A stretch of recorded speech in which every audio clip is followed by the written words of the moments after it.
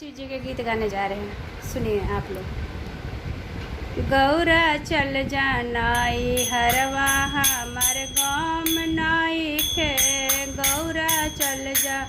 नाई हरवा हमर गाम नाई खे, तोरो नई हरवा गौरा कोठावाया टारी हो, तोरो नई हरवा गौरा कोठावाया टारी हो, हमार झोपड़ी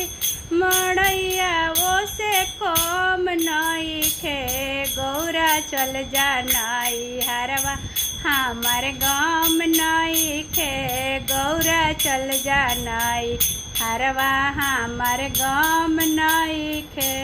तोरो नई हरवा गौरा कोठावाया टारी हो, तोरो नई हरवा गौरा कोठावाया टारी हो,